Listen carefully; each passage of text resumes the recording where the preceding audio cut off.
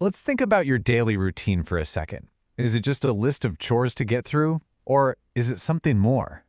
What if I told you that every little thing you do, from the moment you wake up, holds some kind of hidden power? Well, we're going to explore how to unlock that. You know the feeling, right? Wake up, commute, work, eat, sleep, and then do it all over again.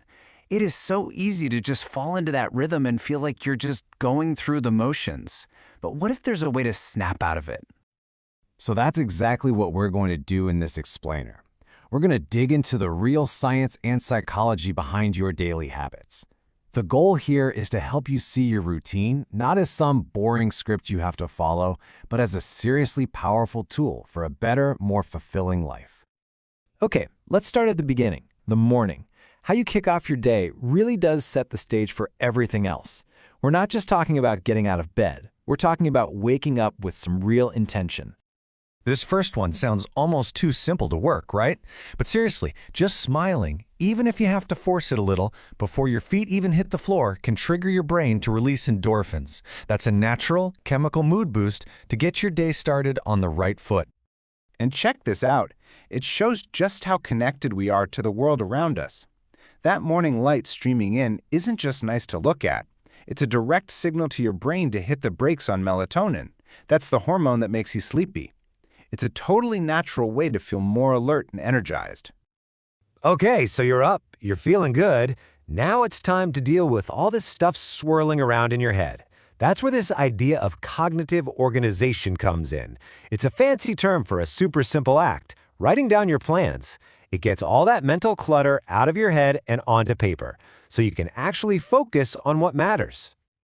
All right, so you've nailed the morning. Let's see how we can carry that intention through the rest of the day. You know, the commute, those little interactions, work meetings. These aren't just filler moments. They're real chances to be mindful and connect. Think about it. A quick hello to a neighbor as you're leaving, it feels like nothing, right? But it's so much more. It's a tiny little action that actually strengthens the social fabric of your community. It helps you feel like you belong, and it boosts your own well-being in the process. Now for the commute, which, let's be honest, most of us see as a total waste of time. But this quote offers a whole new way to look at it. Instead of zoning out with your headphones, what if you tuned in to what's around you? By just paying attention, you can actually turn a stressful trip into a kind of active relaxation. And once you're at work, even the smallest things can make a huge difference. Here's a little secret weapon: asking a question in a meeting. See, it's not just about getting an answer.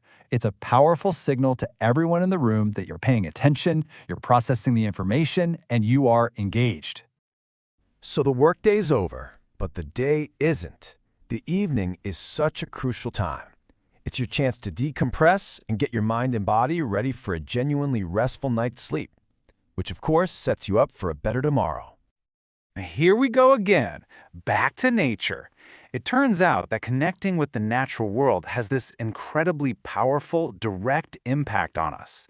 And get this, the science actually shows that just watching a sunset isn't only beautiful, it can physically lower your stress levels. This chart shows you exactly what's happening inside your body. That bar on the left, that's your level of cortisol, the body's main stress hormone. It's what gives you that fight or flight feeling.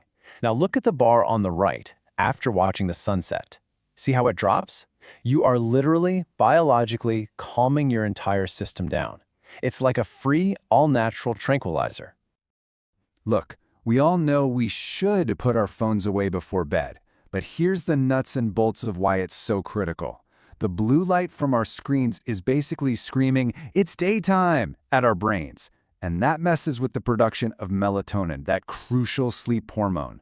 So, turning off your gadgets is a clear signal to your body. Okay, it's time to power down. And to really end the day on a high note, try a reflection practice. And this doesn't have to be some long, dramatic diary entry. Just taking, 30 seconds to think of a few things you're grateful for, it's a powerful exercise that actually trains your brain to focus on the good stuff, boosting your overall well-being. This brings us to our last big idea, and honestly, it might be the most important one. The real secret to having a great, smooth, productive day actually starts the night before. You know that frantic, oh no, I'm late feeling in the morning? Well, these small, simple actions are the cure. Setting your alarm, packing your bag, making a quick list. They get rid of that morning decision-making chaos before it even has a chance to start. And here is the absolute key. You have to stop thinking of these things as chores. Reframe them. These are acts of kindness for your future self. You're literally giving a gift to the person you're going to be tomorrow morning. It's a fantastic little act of self-care.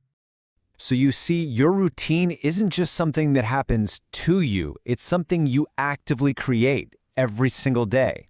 Every one of these small, intentional actions is like another word, another sentence on the page. So the only question left is, what story are you going to write tomorrow?